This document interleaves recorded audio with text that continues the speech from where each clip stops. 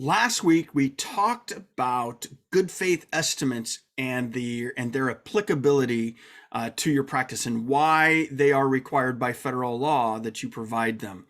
One of the next really big questions that we get all the time is, so you mean I have to give a good faith estimate in this specific format to every single one of my patients that comes in? No, that's not how this works. In fact, they really addressed in the No Surprises Act that passed a very specific, in the rules especially, a very specific subset of patients.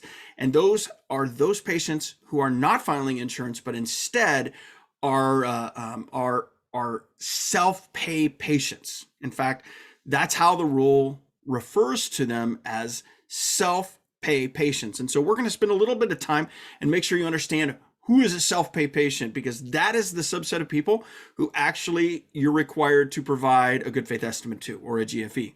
So here is how this works. A self-pay patient is someone who is uninsured. They do not have health insurance. All right, that's the first category. Those are easy to identify, right? That's pretty simple. The next subset are those that have insurance but are choosing to have you not bill their insurance. Okay.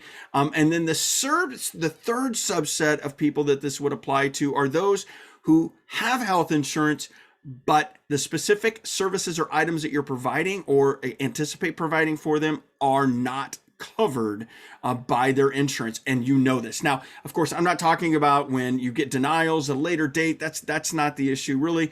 This would be more along the lines of, let's talk Medicare. I mean, because that's a simple one, right? Medicare, we know, currently does not pay for examinations, modalities, physical therapies. They only pay for that spinal adjustment, that spinal manipulation.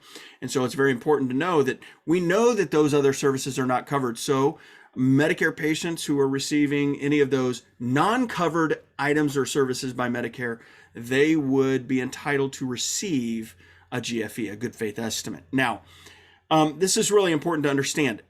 Your participation status with that insurance company doesn't matter. In fact, neither does it matter if you're even going to bill the insurance company. The key is, if they have insurance, on that second point that I mentioned earlier, if they have insurance and they are going to bill the insurance, you're not. If you're out of network and you choose to collect from the patient and have them provide that bill, in those cases, because they're going to be submitting it to their own insurance on their own, they are not a self-pay patient. Even though they paid you, that doesn't matter according to the law, according to the rules that are carved out.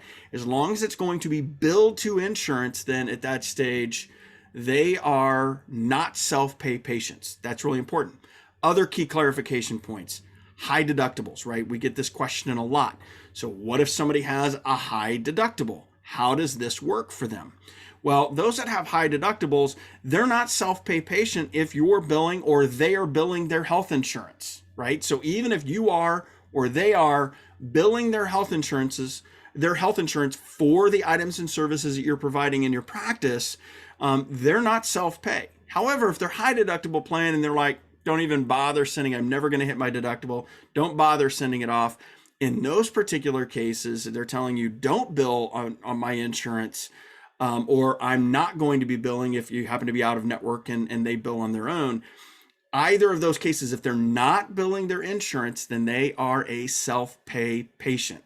So understand that good faith estimates currently are only required to be provided for self-pay patients, as I just discussed. We have a whole lot more information online. You can always jump out to ilchiro.org/GFE. That's good faith estimate GFE. So ilchiro.org/GFE, and you can get all of this information that's carved out, as well as steps, what you can do. There's downloadable forms, everything that you're going to need to be able to fulfill the requirements under the No Surprises Act, or this portion. If you want to know, is this really applicable to our practice? We covered that in last week's video. Really strongly encourage you to check that out.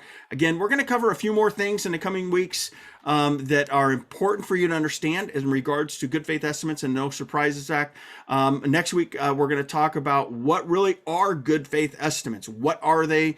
Why is this important? Why is this any different than what I'm already giving them? If you happen to be doing a financial disclosure with a patient, there's more specificity. We'll catch that. We'll talk about that next week. Catch you then.